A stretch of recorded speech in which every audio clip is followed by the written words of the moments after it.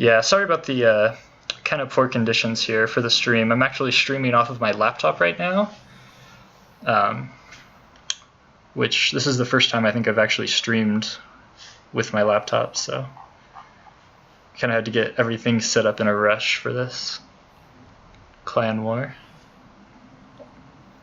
And I do have the stream delay on now, so we should be good for that.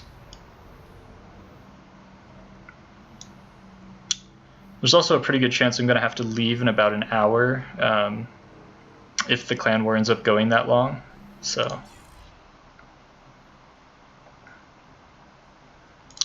and it looks like Sin Prime is going to be our next player, and I do believe he is also a Protoss player.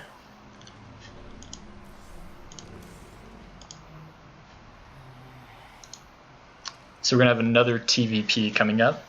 So I'm kind of interested to see if King Vulture is going to go for the same sort of strategy on the next game, or if he's going to try to mix it up a little bit.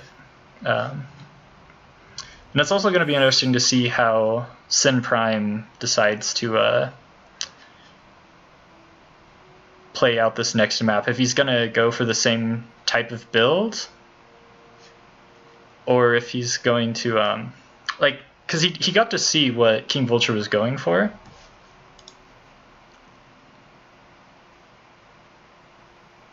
Oh, it looks like we're changing maps actually here.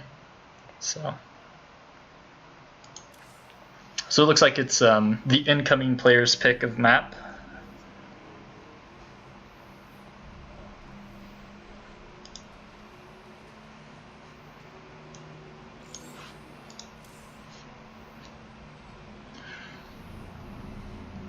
So anyway, as I was saying, Sin Prime, I believe, is also a Protoss player, so he got to see the strategy King Vulture went for in the previous game. So we'll see if he, adapts his playstyle to that. Oh, I was going to say, Sin Prime actually playing random, but nope, it looks like he is going Protoss.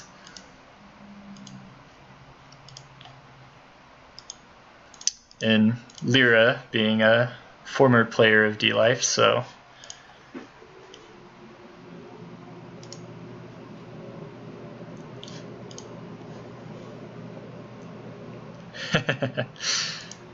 A little bit of banter going on in the chat.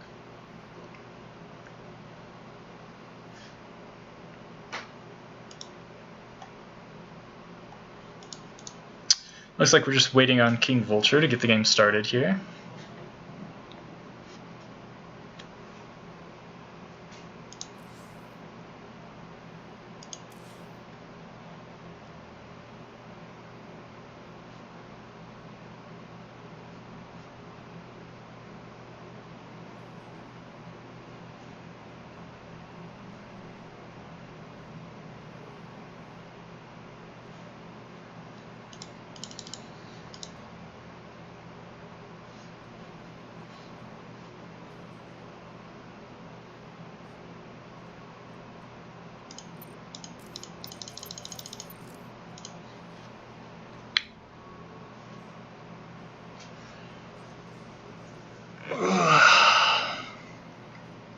Oh, and it looks like King Vulture's ready, so we should be getting this game started here pretty soon.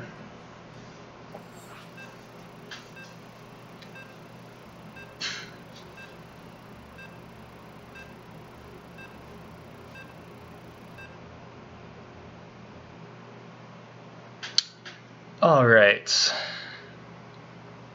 So we've got another TVP here. LiT's King Vulture versus dLife's Sin Prime. This is another unusual map. So let's see what we have going on here. And actually, it looks like we are playing with the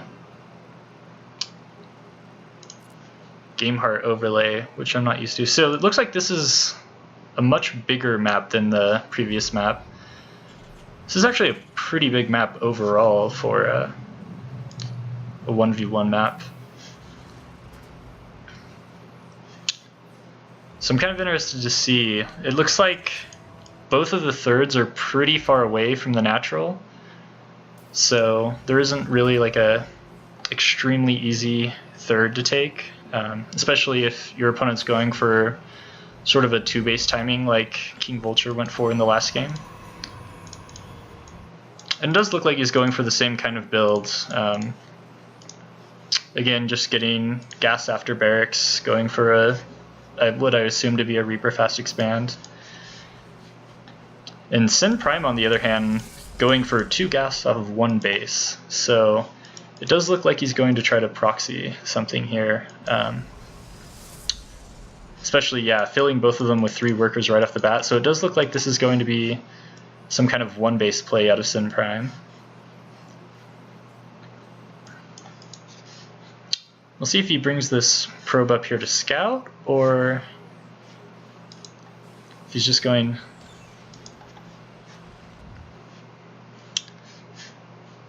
So it looks like he's just kind of coming up here, poking around, I guess looking for CC first, maybe? Meanwhile, King Vulture, yep, just going for the same build he did last game. And it looks like he actually has his Reaper rallied straight towards this proxy, so... And I am... Ooh, and he's actually going for a factory first this game instead of the 3 barracks, so...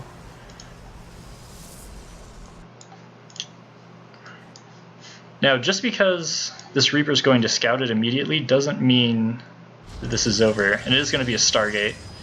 Ooh, and actually did King Vulture... Okay, so he did see that.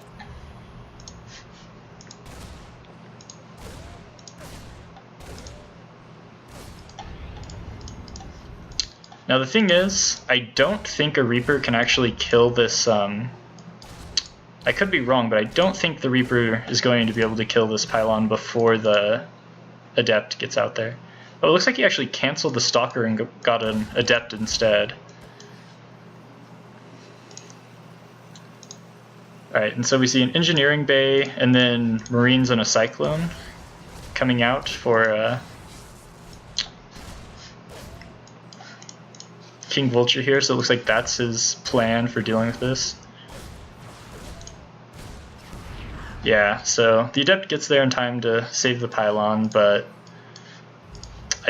oh, and we actually see Sin Prime going straight for the Void Ray here, so this is actually pretty good for Sin Prime, and it does look like King Vulture is going to try to keep the natural too. So that's going to make this pretty difficult for him to hold, especially if we end up seeing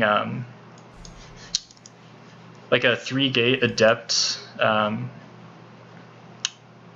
Ooh, so it looks like Sin Prime, yeah, I was going to say, he's building a gateway here for the faster proxy time, but it has to be directly next to the pylon for the increased speed, so... Yeah, so these turrets are pretty much going to be useless. This one might get a little bit of damage in. And we do see him actually putting a bunker. He definitely needs that bunker if he wants to be able to hold this. It looks like it's just going to be Stalkers, so we're going to have 4-gate Void Ray all in. It's going to be up to King Vulture to hold. So let's see if he ends up trying to grab a Liberator, or... I'm curious to see what he's planning on getting out of this starport. And he's actually playing really blind right now. Like, he saw the initial proxy, and pretty much since then he hasn't seen anything, so he doesn't really know it's coming. Ooh, that Widowmine getting a nice hit here. Ah, man. 2 really good Widowmine hits for King Vulture there. But this is still really scary. He doesn't have a whole lot of units here to defend this, so... Yeah, that bunker's gonna die almost immediately. And the Cyclone going for the... So the thing is, the Cyclone can't attack ground units. Ooh. Yeah, that missile turret actually doing quite a bit of damage there, though. But I think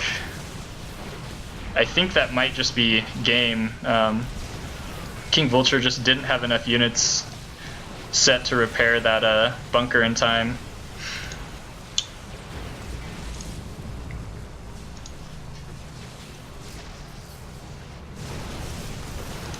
I'll have to see though if he... I mean, these Void Rays are the bulk of Sin Prime's army. And his reinforcements are going to be cut off by these Widow Mines, so... And the mass repair on this Cyclone, man, this Cyclone really doing work here. Ooh, and is the missile turret? Oh, almost gets that Void Ray. Wow, so I'm actually kind of surprised. It looks like King Vulture is going to survive. And he has enough SCVs up now that it's going to be... He's going to have a really strong economy. And he has his production up now too. So it's going to be really hard, I think, for Sin Prime to bust this.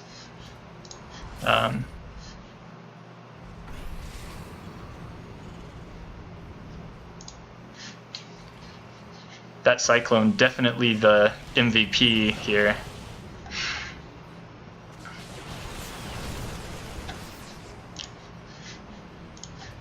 And Stim is finished, but it's kind of a double-edged sword. He doesn't have a lot of healing right now, so...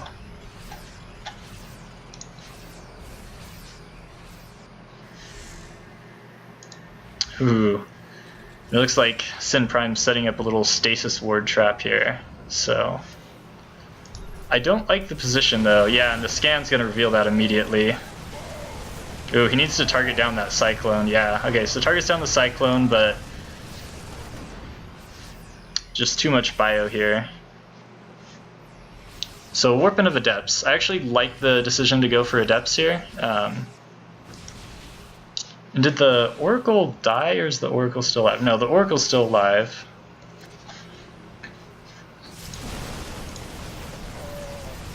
Ooh, nice. Really good micro there from Sin, pulling back that Void Ray. But he needs to make something happen here. We actually have a siege tank coming out too, and that's going to help a lot. That's going to make it really difficult for Sin to break this down. And we have these barracks in a really good position to kind of create a wall here too. It's going to make the Adepts less effective. Looks like the Oracle darted into the main and got a few SCV kills, but I don't think that's really the right decision here because Sin's still on one base, so killing a few SCVs isn't really going to make a difference. He needs to kill the army. Yeah, he warps these Adepts in, but they're just going to melt instantly, and I think, yeah, that's going to be game.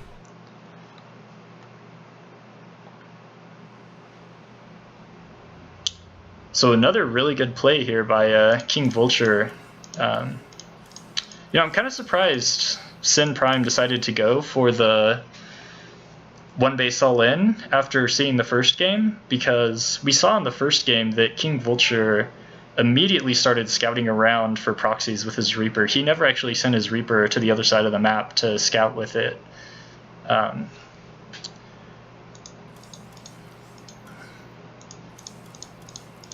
Like King Vulture actually never knew that Sin Prime didn't take a natural that game. I'm sure he could have guessed based on the proxy, but...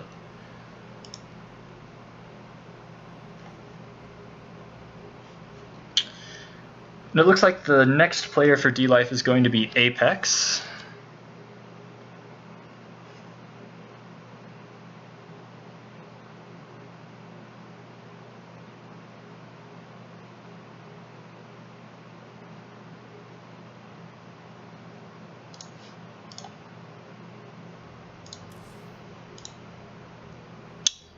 So Apex is another Protoss player. So Apex has a lot of information on King Vulture's TVP style coming into this game.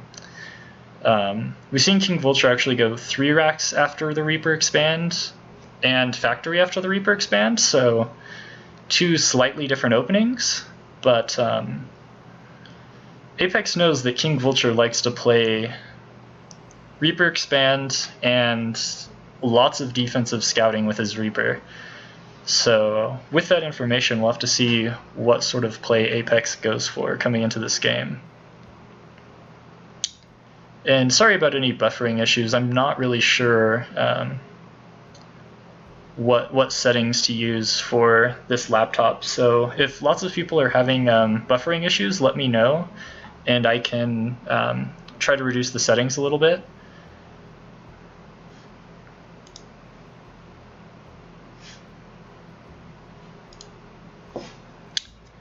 And actually, I'm pretty sure our last player is going to be Annihilator, so we're going to have 4 Protoss in a row.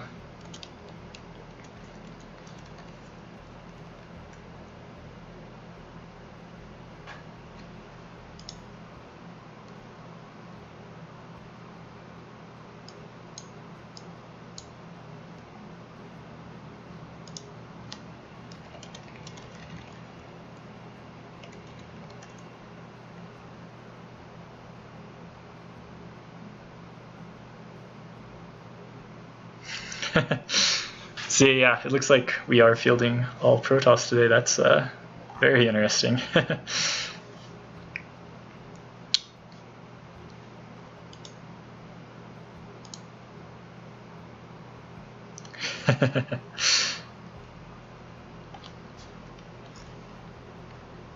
This is how we win. Know all about the matchup.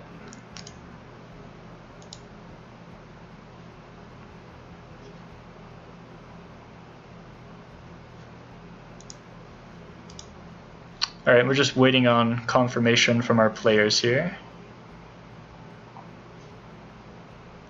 Looks like Apex is ready. And we're just waiting on King Vulture. Okay, and it looks like both players are ready, so we are getting ready to start the game. So I actually, Ganymede, I'm actually not sure how to pronounce that, but I've seen this map name before. So this one isn't entirely new to me. So we're going to have to see how this game ends up going. So it looks like this is another map with a slightly farther away third. So we're going to have to see if that comes into play here, if the players end up going to up to 3 bases.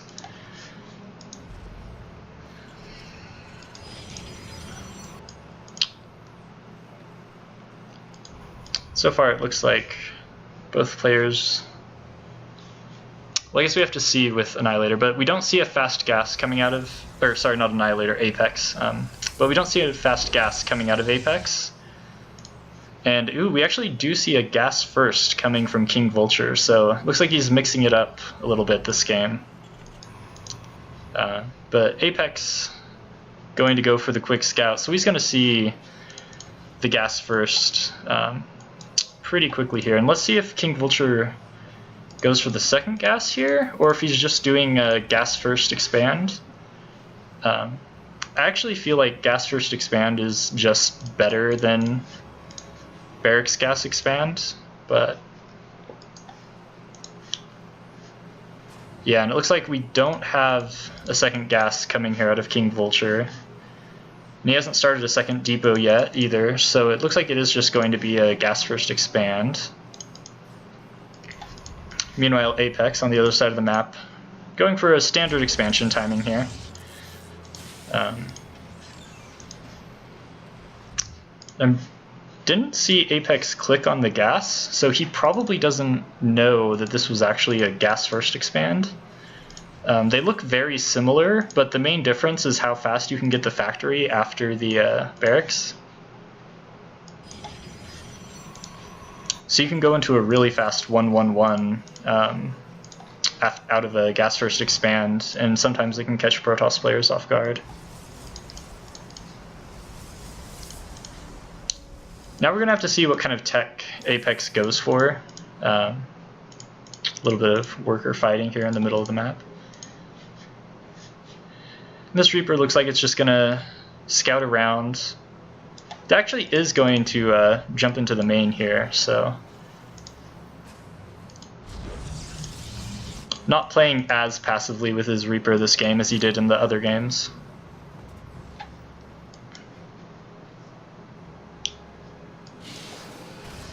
Still no tech choice here out of Apex yet. Ooh. Ooh, and Apex choosing not to overcharge the pylon and kill that Reaper here. kind of an interesting decision. I'm not sure why he didn't. Twilight Council coming down for Apex, and it looks like it's going to be a Widowmine drop for King Vulture. Or maybe just some defensive Widowmines with the fast starport.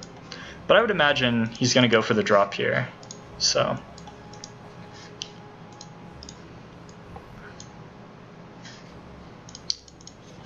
we see just a Twilight here coming out of Apex. Oh, nope, there's the Robo. So I'm not sure if that's a little bit late on the Robo facility or if that's the standard timing. But I usually see them go down around the same time if we're seeing Twilight Robo. But anyway, Twilight Robo out of Apex, so this is just the really standard safe sort of play for Protoss. We actually see a third Widowmine for King Vulture, starting a second barracks here. Ooh, and a Dark Shrine for Apex, just here in the back of the base. And I don't think this Reaper is going to jump in anytime soon. Even if it does, I don't think it's going to be able to get in, so I think the only chance for King Vulture to see this is a scan. And he actually didn't see the pylon placement for that, so he probably, if he scans, I assume he would scan more up here, not to the bottom of the base. Alright, so let's see. This is a 3 Widowmine drop, and this might actually see the Dark Shrine. So let's see how fast Apex reacts to this. Alright.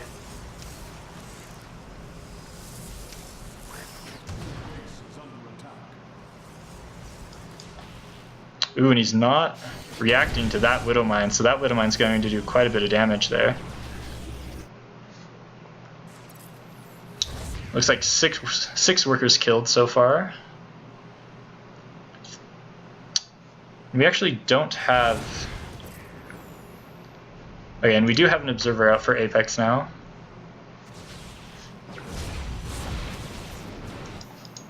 And on the other side of the map, we have the Dark Shrine. And King Vulture, he saw the Dark Shrine, and he has a engineering bay up, but he hasn't been saving scans, and he hasn't started missile turrets yet. So these Dark Shrines are probably going to do quite a bit of damage. Ooh, and we see charge and a whole bunch of gateways coming down for Apex behind this. So Apex is definitely going to be going for a big charge Archon timing, I would assume, behind this. And actually going straight for the command center. So he's going to force a lift on the command center, but he's not going to be able to kill it. And we do have a missile turret coming down in the natural here. Sorry about my phone.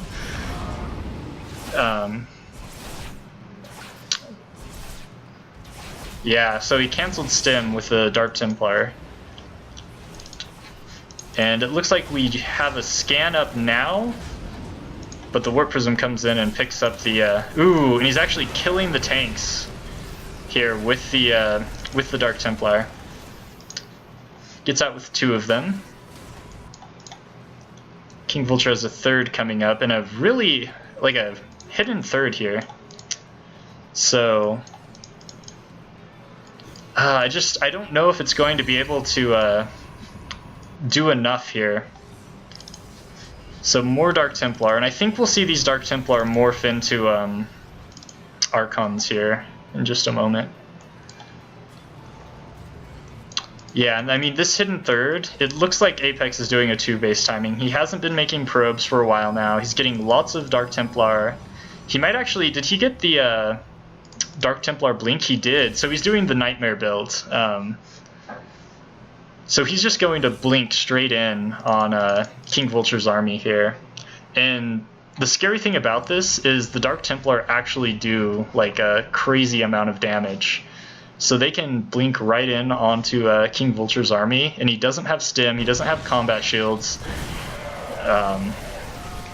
Yeah, and King Vulture's army just disappears. So that was really cool. I haven't seen that build since Nightmare did it in the GSL.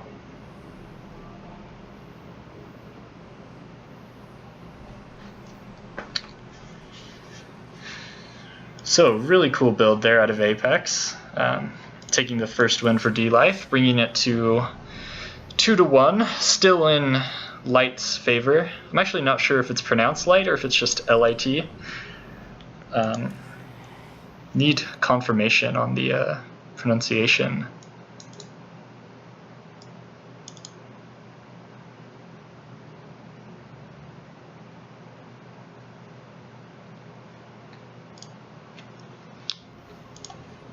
Or it could just be LiT, I guess. It's either LiT, LiT, or LiT.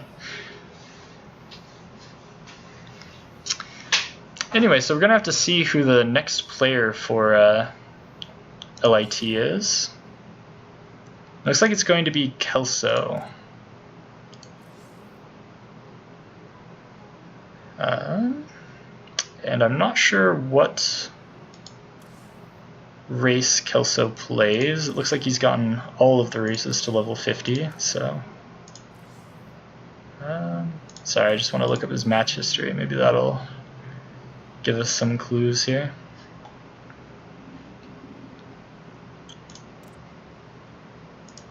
So Zerg. So it looks like he's a Zerg player. Or at least he was playing Zerg recently on ladder.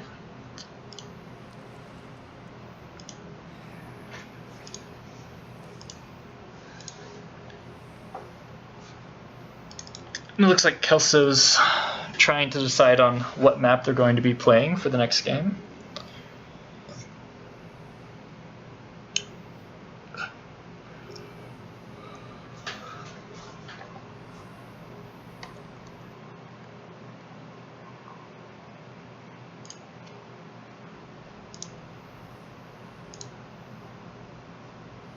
It looks like Greenhouse is going to be the map.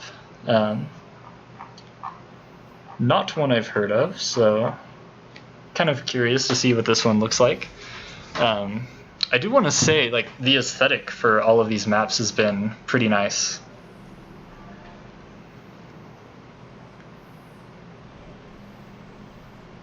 Especially that Desert Oasis map, though. I really liked the aesthetic on that one. So, what one was that called again? Let's see real fast. That was Huangshan Mountain. Ooh, yeah, not sure how to pronounce that. But that map had a really cool aesthetic, so.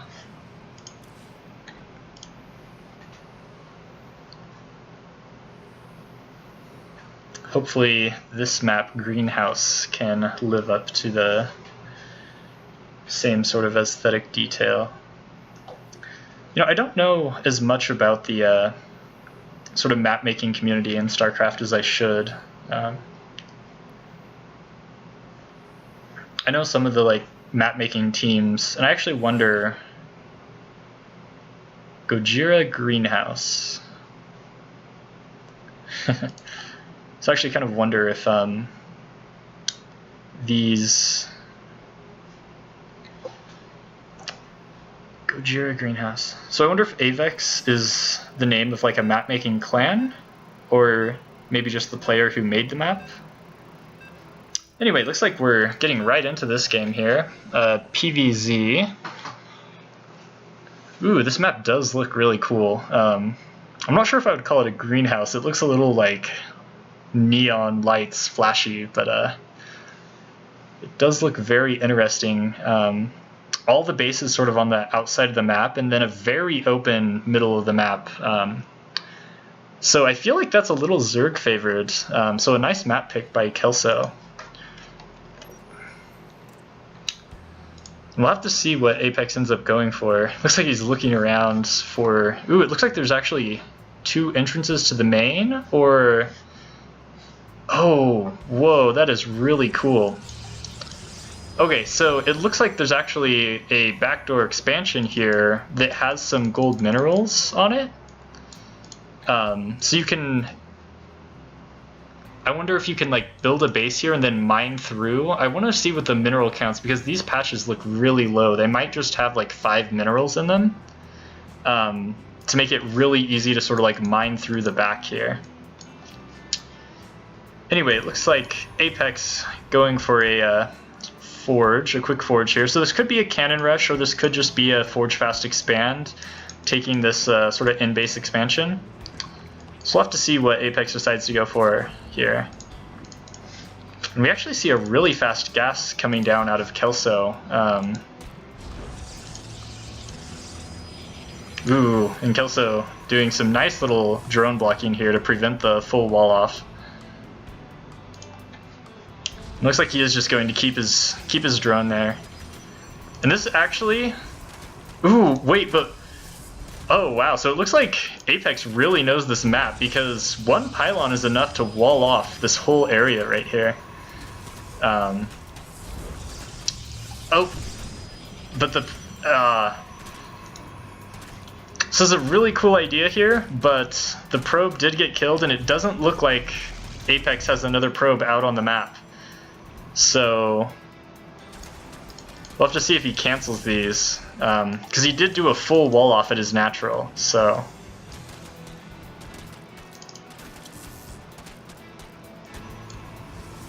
and I mean, the one good thing here is Kelso does have these drones killing off these buildings here, and Apex probably should, yeah, cancel that gateway there. So he did lose a lot of mining time killing those buildings. It looks like Apex is going to take an expansion behind this. But the thing you have to realize is Apex is playing really blind here. And he did, I believe he did see that early gas. Oh, he didn't. Yeah, but either way, Apex is playing really blind here. So he's going to have to play a little bit safer or take some pretty big risks. And it looks like we are going to see...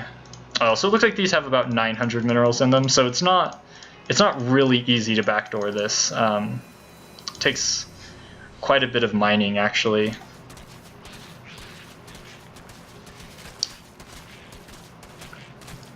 We do see Annihilator with the really early double gas. His cybernetics core isn't even finished yet, so there's definitely going to be a big tech play coming out of Annihilator behind this. And it looks like Kelso isn't taking that in-base expansion. Looks like he's going to take his third here, so... It's an interesting decision. I'm not sure why he's choosing to take this third when he could take a third here. That it looks like even once this mine's out, you can start mining from the gold behind it, so... These Zerglings going to poke up, but there is a cannon there, so he's not going to be able to really do anything about it.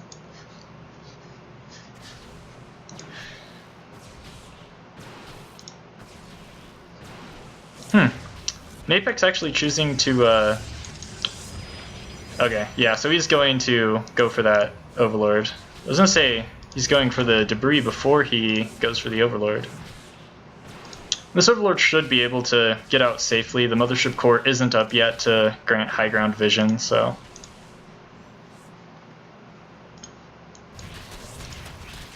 Ooh, and the Zergling's actually going for the debris at the same time as the cannon, so... So we have a Twilight Council, Robotics Facility, and a Dark Shrine. So, actually very similar to the build he did against our Terran player. Lair just now going down for Kelso.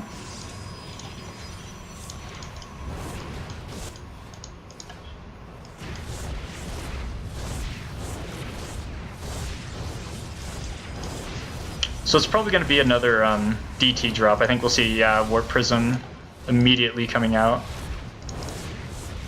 And it's actually going to go right over these Zerglings, assuming the Zerglings don't move and the path doesn't change. So we're going to... Gelso's going to see a Warp Prism at least coming across the map immediately. But there's a lot of things that just a Warp Prism could be. And we actually see We actually see Resonating Glaze behind this, so it is going to be an Adept follow-up this time rather than the Charge Lot. I think the Robotics Facility is probably just for that Warp Prism. I don't think we're going to see anything. Yep, so Kelso immediately sees the Warp Prism, and that's going to cue him to make nothing but units from this point on, I think. Immediately starts a Spore Crawler in each of his bases, it looks like. Yep, every base. So I don't think the Dark Templar are going to do all too much. Although it's 4 Dark Templar, and there's actually not a lot of units to deal with them. Like, 4 Dark Templar can definitely fight this many Zerglings. Probably without even losing a Dark Templar, assuming good Dark Templar micro. But we do have 5 Roaches on the way here, so... and the Warp Prism getting really low right off the bat. Definitely not an ideal situation for Apex here. Yeah, so he's just going to morph these straight into Archons, I think. We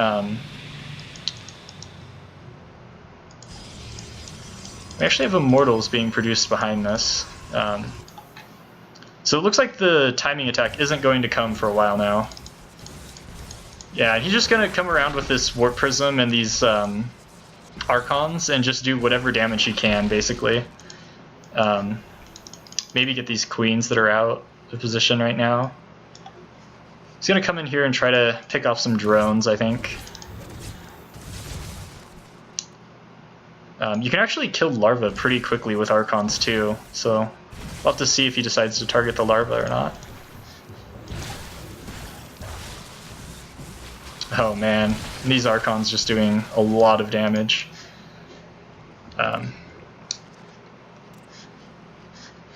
700 resources worth of damage so far. Ooh, but these Queens in a good location to get some pot shots off on that Warp Prism.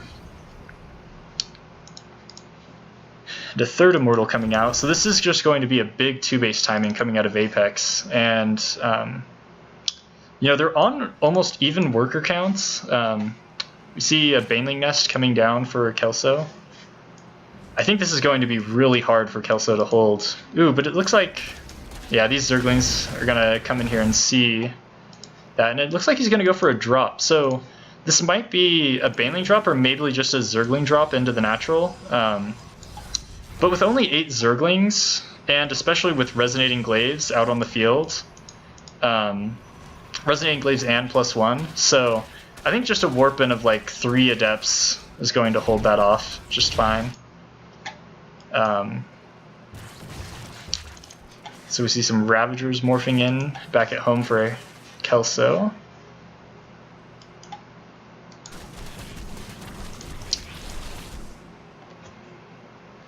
Actually 11 probes going down, so that did a lot more damage than I thought it would. But, alright, so here's where the big engagement's going to come down. Ooh, a little bit of miss micro there from Apex, losing that Archon to the Ravager shots. And actually, this is a pretty scary army out of Kelso here.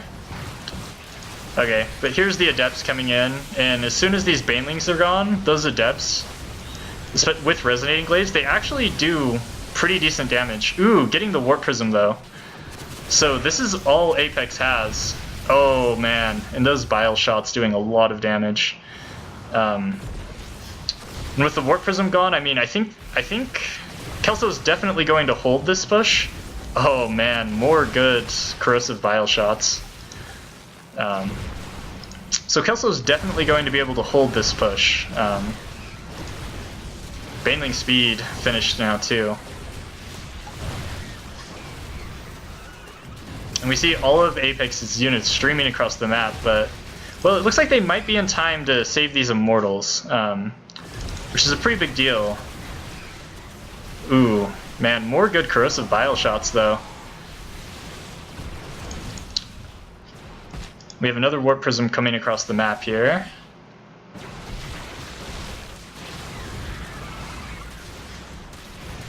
And Apex is just going to keep going for this. You know, I don't really like the decision to keep going for this attack right now. I think as soon as the Warp Prism was dead, he should have tried to safely pull back. And he's making a lot of Stalkers, even though he got the Resonating Glaives upgrade. Ooh, he needs to keep that Immortal alive. Yeah, okay, good pickup there. And he's starting a third now, but I think it might just be too little too late. I don't think he's going to be able to hold this third after losing all those units on the other side of the map. Yeah, and he just immediately goes for the cancel there. And I guess kind of the saving grace for Apex here is that Kelso hasn't been macroing very well behind this. I think if all of those resources were units right now, there's not a whole lot Apex would be able to do to hold this.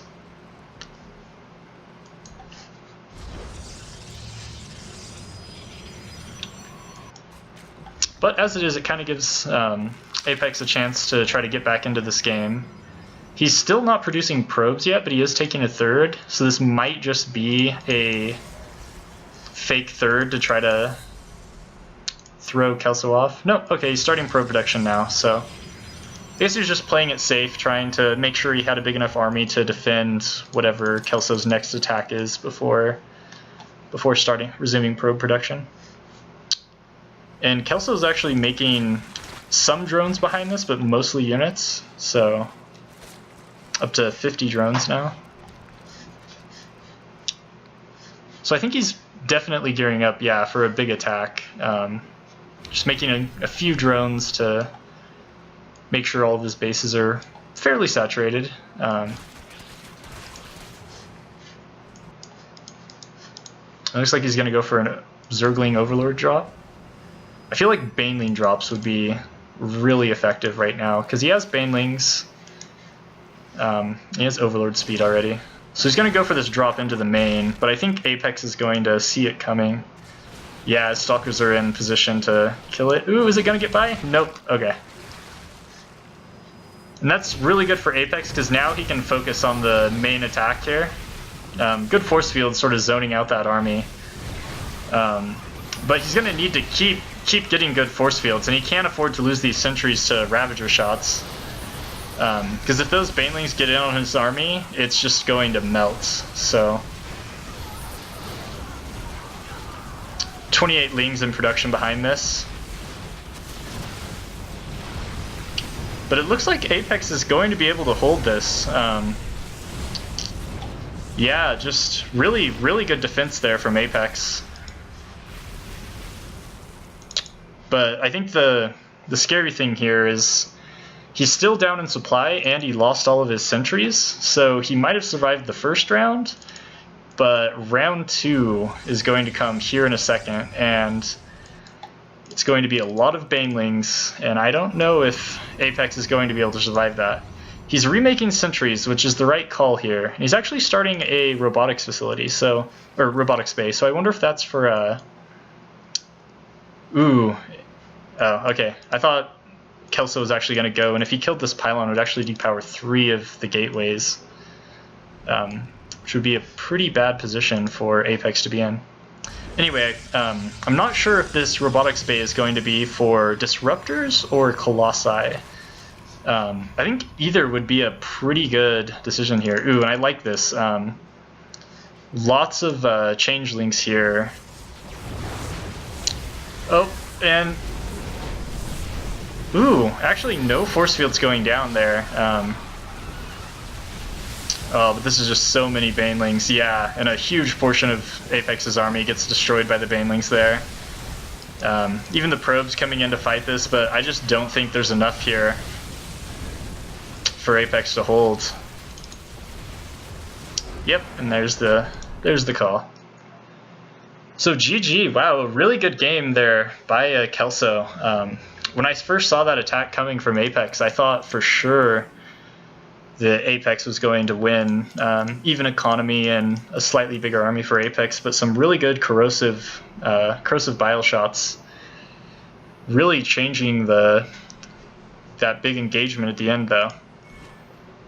And getting the Warp Prism, I think even with those good Warp Prism or corrosive bile shots on the army, I think Apex still could have won, but killing that Warp Prism made it so Apex had to warp in at home, and I think that just ended the push right there.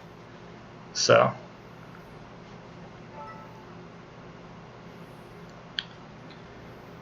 and it looks like Annihilator is going to be the last player here for dLife.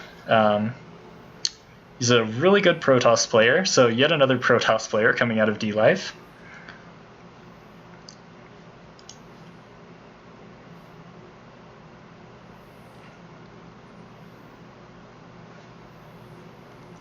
I'm gonna check chat real fast.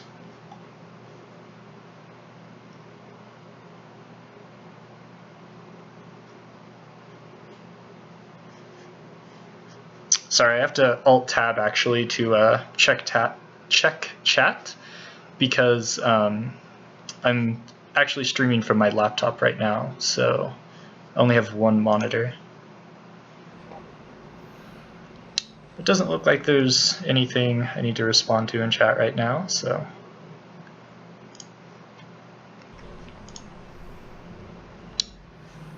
What maps are left? Valley of City, Deadwing, Detox. And I think that's enough for the rest of the games. So if Annihilator wants to win, he's going to have to win all 3 of these maps. So it'll actually be kind of interesting to see what map Annihilator picks. Because Kelso is only a diamond player, and the next 2 opponents Annihilator's going to face, if he wins, are going to be masters. So he might end up picking a map that he's not necessarily favored on, just so that he can play the better maps against the masters players. But if he does that, we saw that Kelso was able to take out a masters player in Apex, a masters Protoss player even. So if he goes for a map that he isn't favored on, he might end up losing the game right away to Kelso. So looks like he's going to pick Detox as the map. Not actually sure if Detox... I'm not familiar with any of these maps, so we'll have to see when we get into the game whether or not it looks like it's a good map for PvZ or not. Or really a good map for Protoss in general.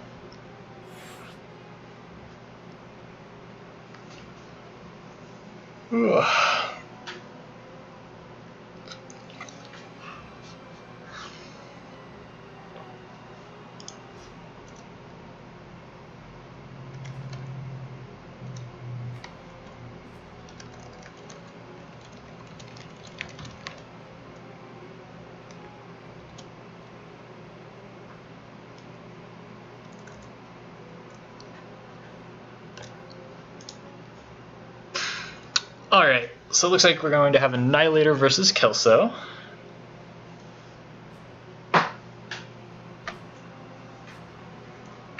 Annihilator is ready, so we're just waiting on Kelso. It looks like Kelso's also ready, so let's get into the game here.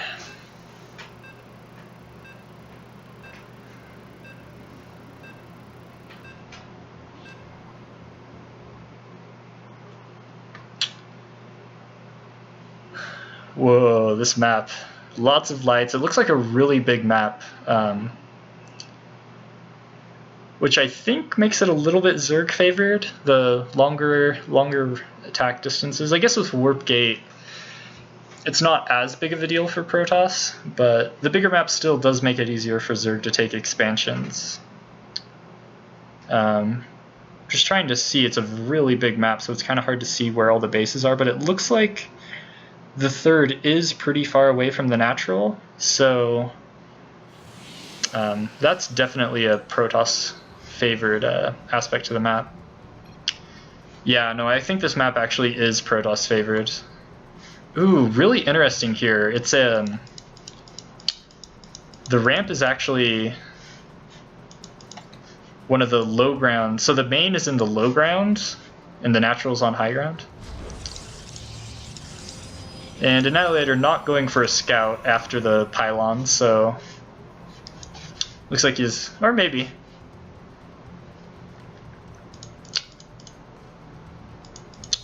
So we'll have to see if he goes for a forge like Apex, or if he's just going to throw down a gateway. It looks like it is a gateway, and no scout, so he's going to be playing a little bit safer. We actually have a gas coming down for Kelso right off the bat. So I think it's going to be a one base, probably a Baneling Best, maybe a Ravager timing. Oh, but on a map this big, I don't know how effective it's going to be. Oh, it could also be a proxy Roach. So we'll have to see what Kelso decides to go for here.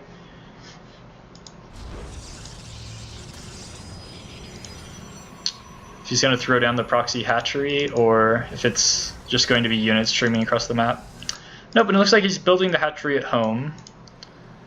So my guess would be a Baneling Bust. But with the rush distances on this map, I'm not sure.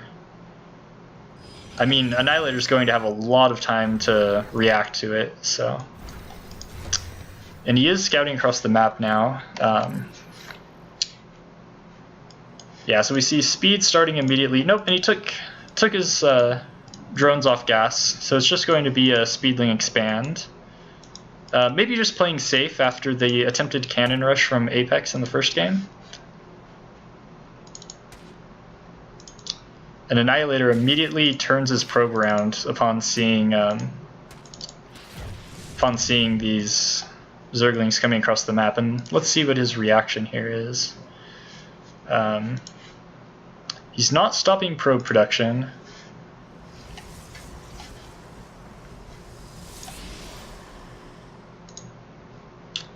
He immediately gets his probe there to complete the wall off. I don't think that's going to be necessary on this map, given the rush distances. Ooh, but he does need to get this Adept back. Yeah. And he has his rally point set, so if the Adept comes out, it's actually going to come out. Ooh, and he doesn't have that on hold position. He needs to pull it back. Yeah. There we go. Okay, that's a good position for the Adept to be in. He actually walls his own Adept in. Yeah, but so the way he has this rally point set... Oh, okay, and he changed the rally point just in time here. If he had left the rally point where it was, then the Adept actually would have been trapped on the outside of the wall. And behind this, Kelso's still making lots of drones. I think the only real downside to opening the way he did is, well, I guess he's still got 2 queens too. So I think it was just a little bit of light pressure, try to scare Apex, and now he's just playing really safe behind it. So we see a really fast Warp Prism coming out of Annihilator. Sorry, I keep saying Apex, but it's actually Annihilator playing for dLife this game. So yeah, I think it was just 6 Lings to try to scare Annihilator, maybe do some damage, but not getting any this time.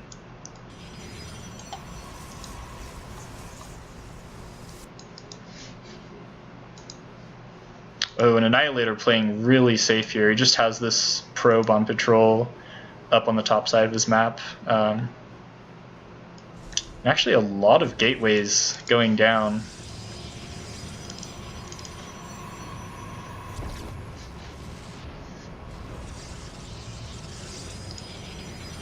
And completing the wall off back at home, so it looks like Annihilator might be going for a 2-base timing behind this.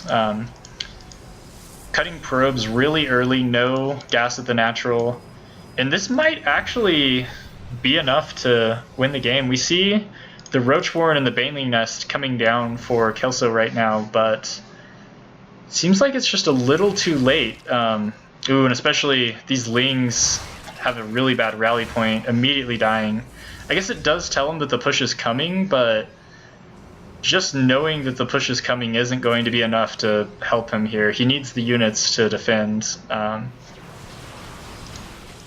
Annihilator, yeah. Okay, good decision, I think, by Annihilator to just run straight past that third and go into the natural.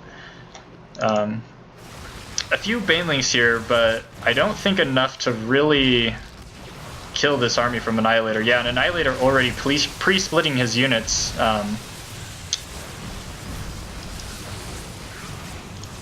And good target on the Warp Prism, but I don't think Annihilator's going to lose it. Yeah, gets it out of there in time. And I think that's just game. Man, that was a really fast attack out of Annihilator. That looks really difficult to hold. You have to see that coming a lot earlier. Maybe if Kelso had sent an Overlord in earlier to see what was going on, he would have been able to see the push coming and start making units in time. But as it was, his production was just... I mean, he didn't even have the Roachhorn or Baneling nest up early enough to hold that.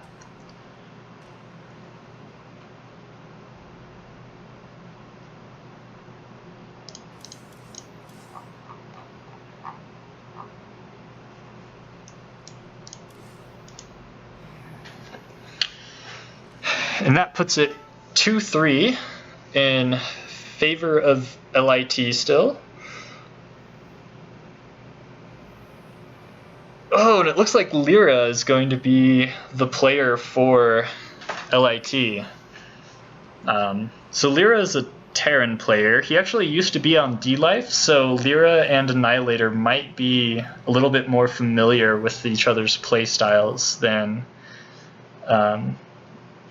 we would normally see on in a clan war.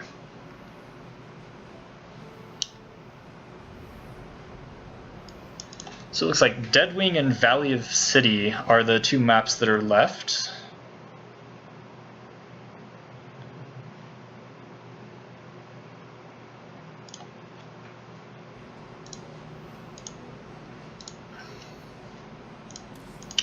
And again, I'm not really familiar with either of these maps, so we'll just have to wait until we get into the game to see.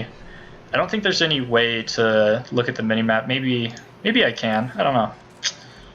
Let's see if I can find the maps. So they're not Blizzard maps and they're not ladder maps.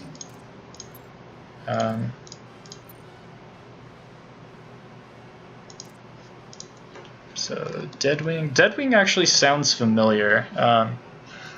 That might be a map I know, but I'm not positive on that.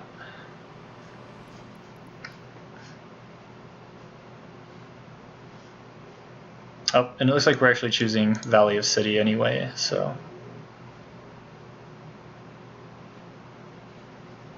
I don't think it's going to load in time for us to see what Deadwing looks like before we start the next game. Yeah.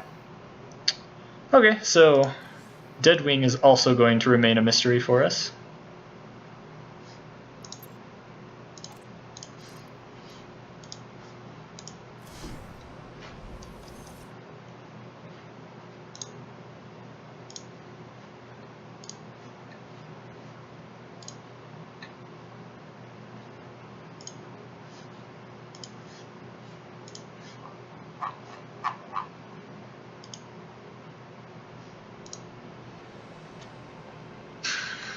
So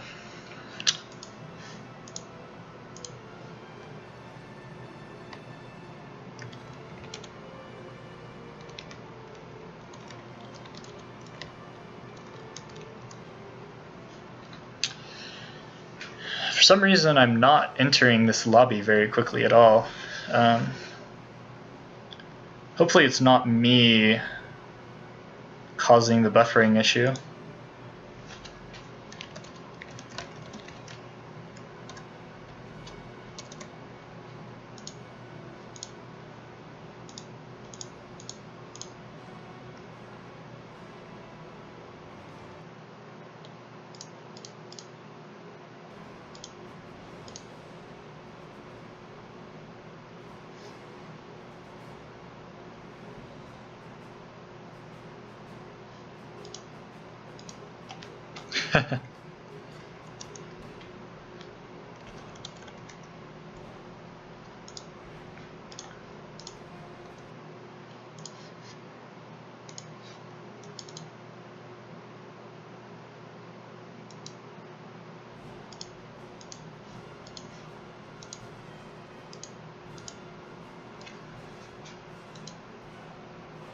Deadwing used to be in the standard rotation? Okay. Yeah, I thought Deadwing sounded familiar, so.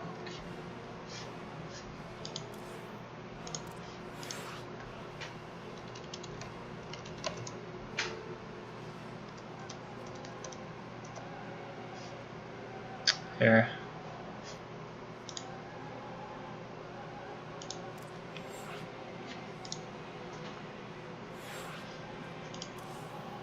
Okay, so now the download's done.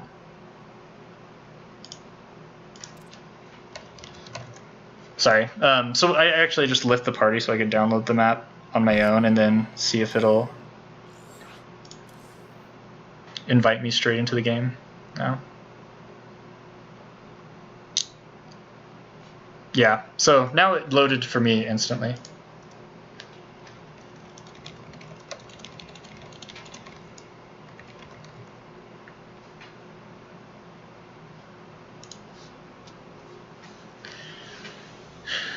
So now who are we waiting on?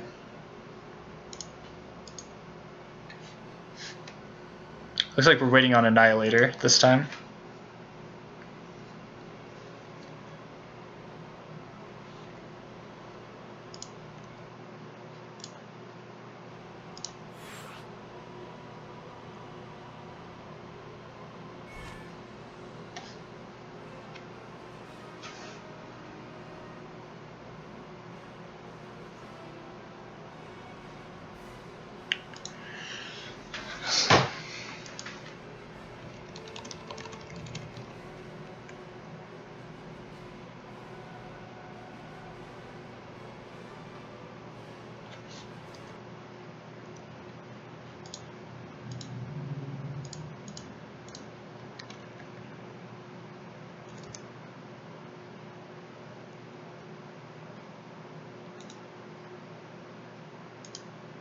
Oh, so this is actually part of a tournament. All in the Nidus? Okay. So let's see. This actually has the maps on it. Sorry, I don't have it showing on stream though. But I'm going to look at the maps real quick so I know what City of the Valley, or Valley of the City, looks like before the game starts.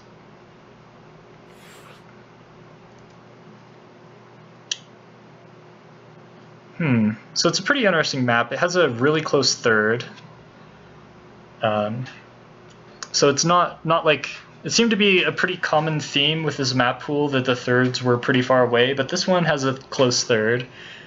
Actually really easy for Terran to build the third on the high ground and float it down too. So we might see Lyra going for more of a 3-base play on this map. We'll have to see. Alright, so I know Crux is actually a map-making clan, so Crux is Valley of the City. This map looks kind of like a 2v2 map they had in rotation for a while, actually. It has the same aesthetic and the same kind of layout, but it looks like it's a little bit smaller.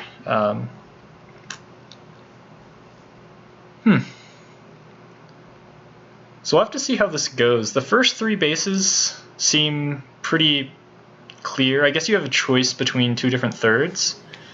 But after that, there's a lot of choices to be made for how you want to expand.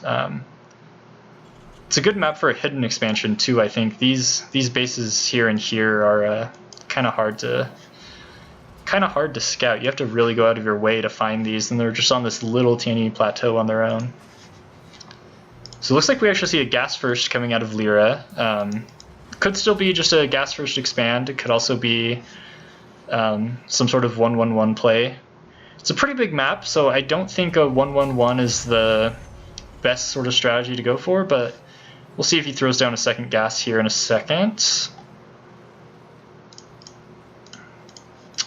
Nope, and it doesn't look like he's going for a second gas, so it's probably just a gas first Respur expand. So he'll be going into a 1-1-1 behind the expansion.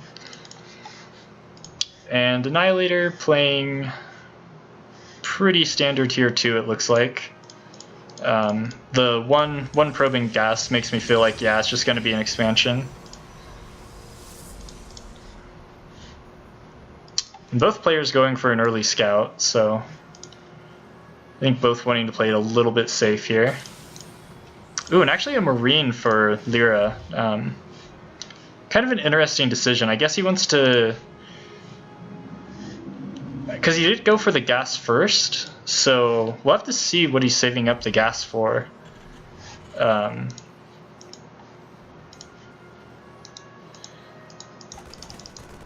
Okay, an Annihilator just pokes in, sees the command center, and decides to go home.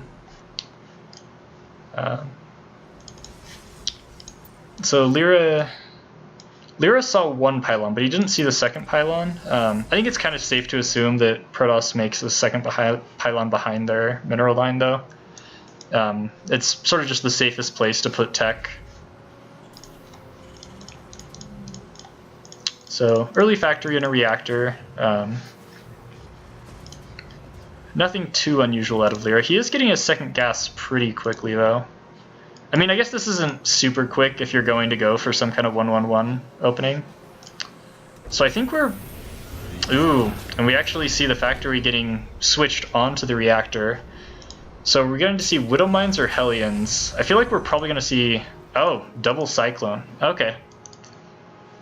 So that's why he got the gas so early. And double Cyclone this early can actually be really scary for Protoss to deal with. I don't think Annihilator knows this is coming, but if he did, I think what you want to do is... Ooh, and you know what? We actually don't even have a mothership core out on the map, though. So I was going to say, if you know this is coming, I feel like what you want to do is build 2 pylons up here at the front and have the double photon overcharge, at least long enough to get out a decent number of units. But as it is, and the one Marine chasing after these Cyclones, yeah, as it is, this is going to be really difficult. I mean, this might just be the game here. And yeah, this Observer isn't going to see the Cyclones coming across the map. It's probably going to see this Marine. Actually, I don't even know if it saw that. But it's going to be too little too late. So yeah, pulling probes is the only way to hold this, but he's definitely going to lose quite a bit here. Oh, he actually gets a surround on that first Cyclone pretty quickly, and this second one, wow, okay, well, Annihilator deals with that quite a bit better than I thought he would, only losing a Stalker and 3 probes. And that was a pretty big tech investment out of Lyra, to be honest, so I do not think that went nearly as well as Lyra wanted it to. And Annihilator going for a really fast third, too. So he's kind of like getting away with that really fast third, taking only minimal damage there. Behind this, Lyra's going for a single Liberator, probably just to harass, and then 2 barracks, and then he'll probably put the starport on the factory, or on the reactor that the factory just made. So we'll have a decent amount of Marines with Stim and 2 medevacs. Probably just defensive, and Annihilator's going to scout all of this with his Observer. He sees the Liberator too, so he knows exactly what Lyra's going for here. I guess building this pylon out here just for scouting, probably.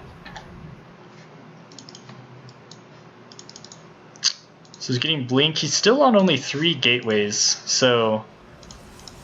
I mean, it's a lot of... He has a lot of probes, but not a lot of production, so... But, I mean, he definitely has enough Stalkers to deal with this Liberator here. It's like 1 probe kill so far. Oh. So it might get like 1 or 2 more probe kills. Nope, just 1. So 2 probe kills. He's pushing out with these Marines, but I mean, at this point, Annihilator's starting to get his production up. He's got 5 gateways on the way, 6 gateways on the way. And he's got a big enough army here, I think, to deal with these Marines. They're going to have Stim and +1 and 2 medevacs, but that's it. And I don't think that's going to be enough to deal with this army. Behind this, Lyra's getting his 3rd. He's getting more barracks up.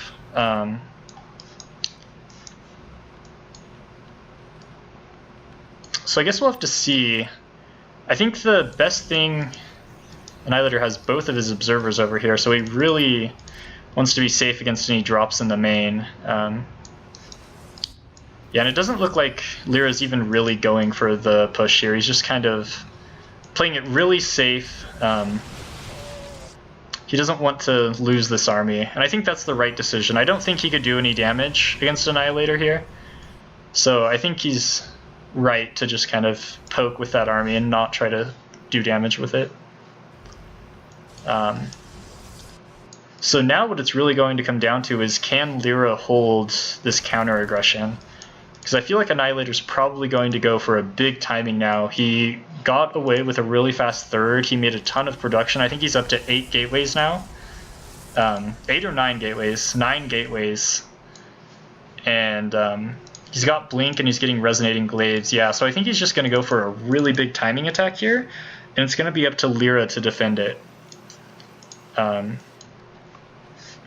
Looks like there's a little bit of fighting going on. Maybe a Widow Mine hidden over here. I didn't see what happened. It might have just been a scouting marine too. So there's a small engagement over in the center of the map.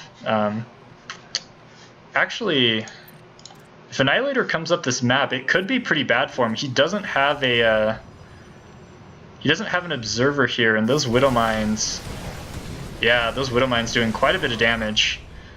But there's just a lot of units here for Annihilator. But with no Widow Mine, these if his army stays up here, and it looks like he brought an observer, the observer that was at Lyra's third up to deal with those Widow Mines. So yeah, and now it's just, I mean, they're pretty even in army supply, but a lot of Lyra's supply is in these medevacs right now, and I don't feel like he has enough to hold this. He does have 1-1 to Annihilator 0-0, so he has a slight upgrade advantage. And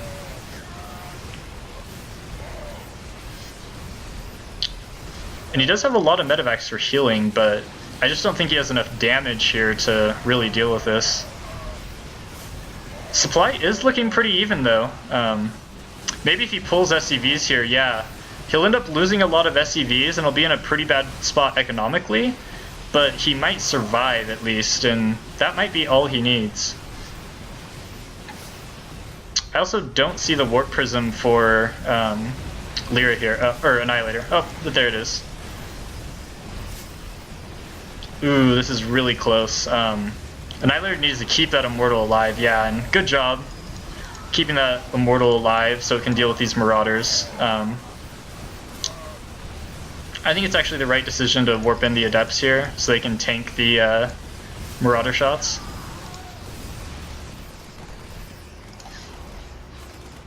Wow.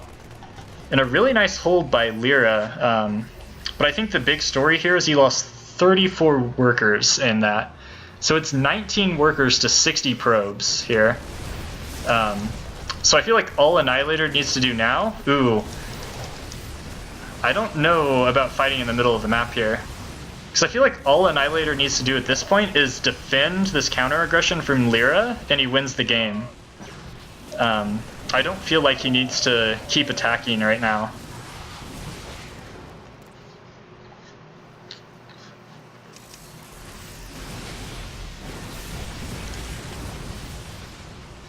Yeah, I don't think Annihilator needs at least 1 or 2 more warp-ins before he can deal with this army.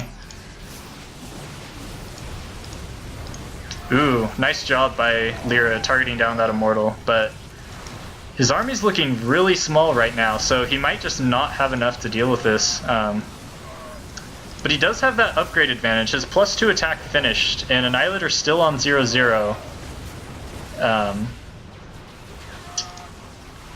Oh man, it's going to be so hard to hold here.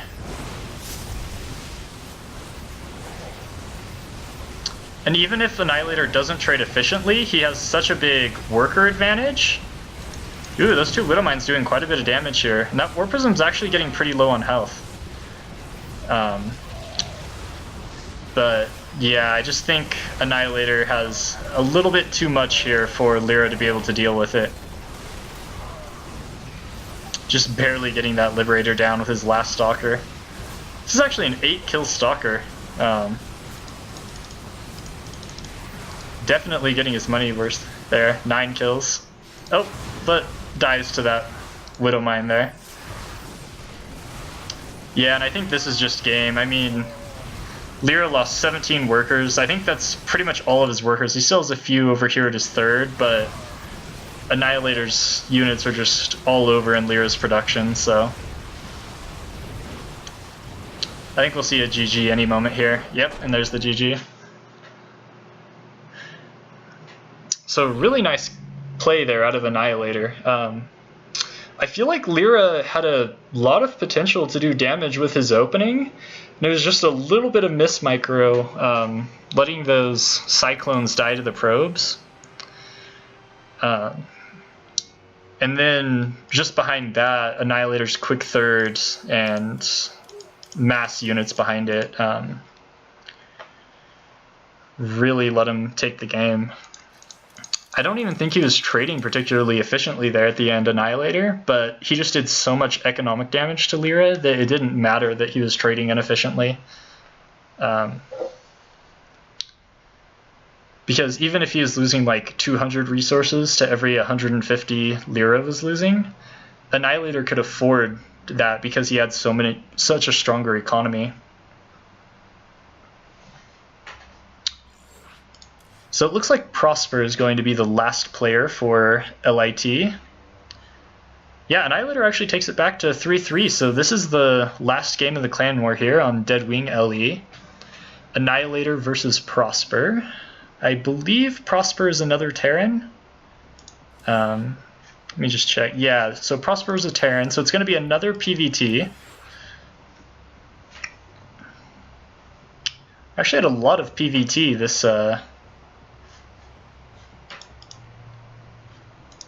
this clan war, so.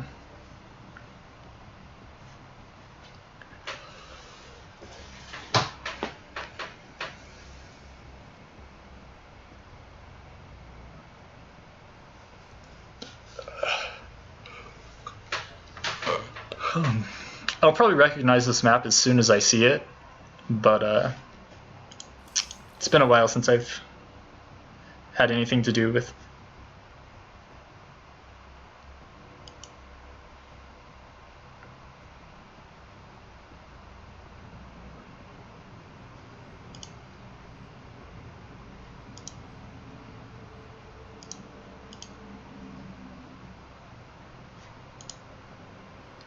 Can't have an obs either. So it looks like Prosper doesn't want an observer for this game, or? Oh, okay, never mind.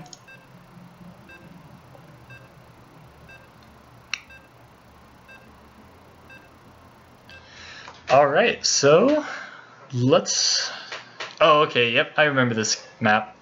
So this map has a lot of interesting things going on with it. It's really good. Tanks are really strong on this map. It's really easy to take 4 bases on this map. If you get cross positions, then it's really hard to be aggressive on this map too. And I actually think the ability to take 4 bases relatively safely favors Terran. Because it's pretty easy to just kind of get up this huge mech death ball, or not mech, but you know, lots and lots of liberators, basically mech. So we'll have to see what sort of strategies these players go for. It is cross positions, so this is, I feel like this is definitely going to be more of a macro game. So I'll have to see what the players go for here. I'd actually like to see Prosper go for a Command Center first. It's a big map, and Command Center first is pretty good against Protoss right now. Although I guess you can't threaten all of the aggressive builds, so we'll see what Prosper goes for. I think Annihilator looks like he's going for the same sort of build he did last game. Nope. So we do see Barracks first, Reaper FE coming out of Prosper. Oh, it might not be a Reaper. He's got his rally point set straight to these rocks.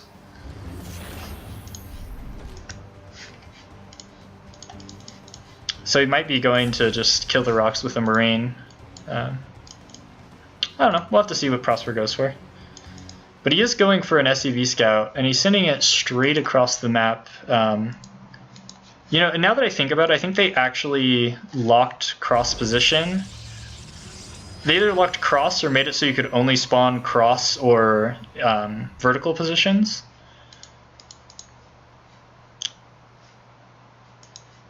Ooh, and if Annihilator had been paying attention there, he would have saw that the SCV was coming at a slight angle.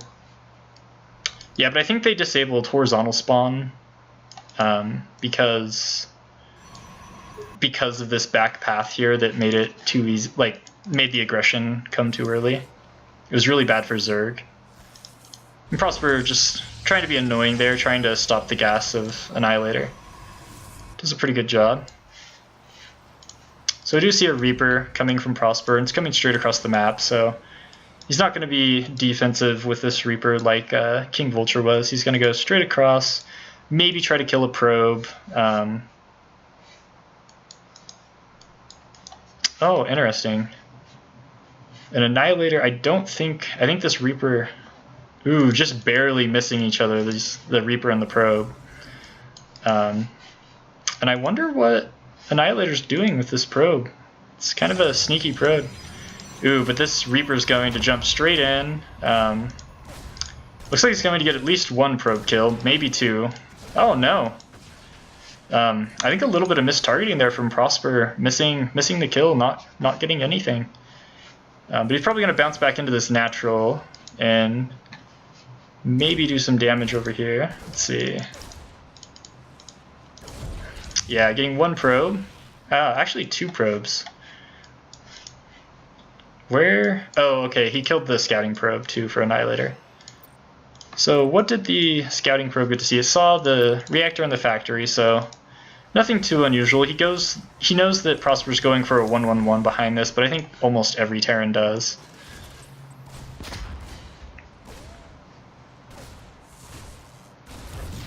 Ooh, getting one. Two more probes. That Reaper actually getting 3 probe kills. That's a lot more than you expect your Reaper to get as a Terran. And he did see the Robo too, so he knows mostly what Annihilator's going for now, I think. Meanwhile at home, it looks like he's setting up for a Widowmine drop, getting two barracks. So he's gonna go for stim behind this. Probably start stim here in a second.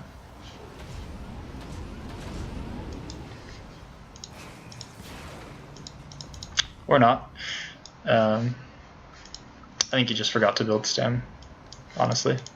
Yeah, their stim goes down. So it's actually only one Widowmine too. Did he keep the second one at home for defense then? So this is probably just going to be one Widowmine dropped into the main and then drop the Marines in the natural. This Observer is actually going the wrong direction, and it's going to be... Oh, but he's got another one over here. Man, Annihilator really liking his Observers this game. He's got them in good positions. He's going to immediately see that drop.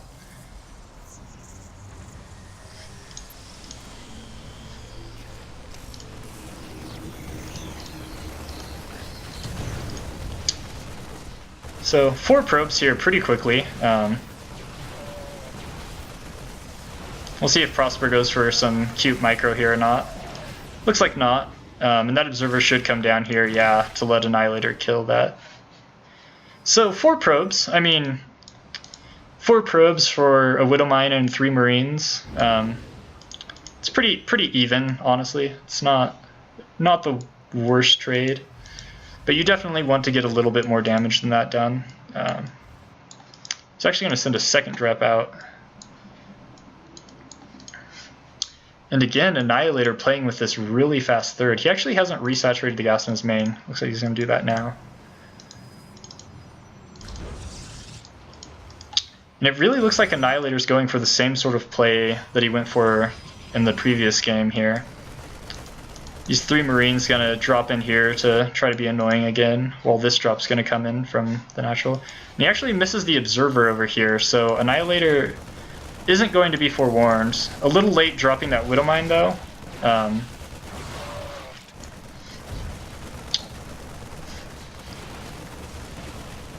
Ooh, an Annihilator doing a really good job targeting the medevac there.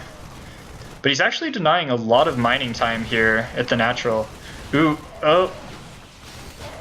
Okay. So another 8 probes going down through all of that aggression.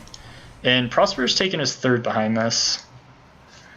But the difference here is 46 SCVs to 60 probes. But it's not as big as it sounds because the Terran player does have 3 orbitals. I guess 2 orbitals and a 3rd one on the way.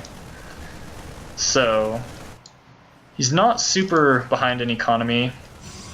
And it looks like they're getting their production up around the same time too. Annihilator getting lots and lots of gateways up right now.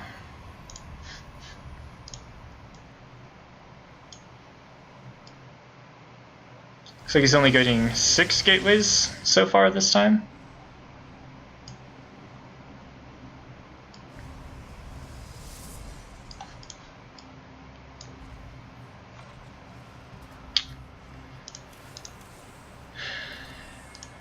And was that the medevac upgrade? Oh, I think that was just a misclick there. He was actually getting the Banshee speed upgrade, and I got excited for a second, but... So it looks like he's going for really fast Liberators. And I think this is actually a really good play by Prosper. Like I was saying, this is a map where, especially in cross positions, it's easy to get to 4 base, secure it off 8 gas, and just get a huge Liberator count. Ooh, and I'm not sure about this decision to move out, though. I definitely think it would be a little bit better for Prosper to play defensive, maybe keep going for the drop harass. But moving out across the map like this might not end very well for him.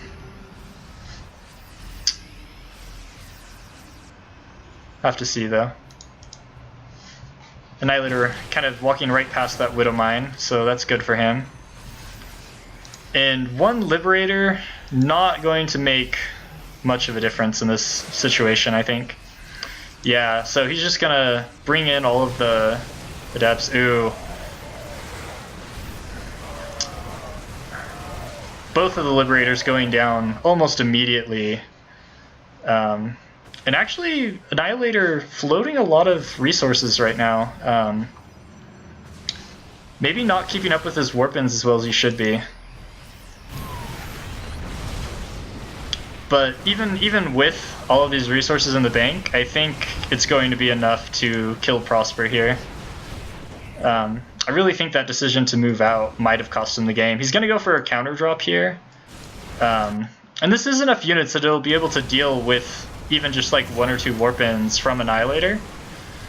But I don't think it's going to be able to kill...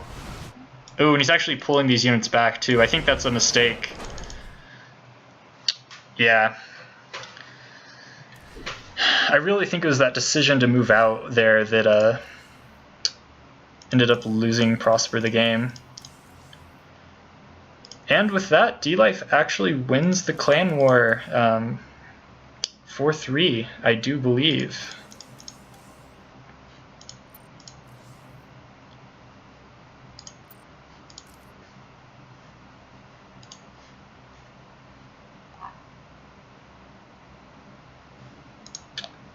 So yeah, Annihilator really coming in clutch there. Taking out 3 players to almost do a reverse all kill, bringing dLife the win. And that, I do believe, is all for today. Thanks everybody who watched, and have a good day.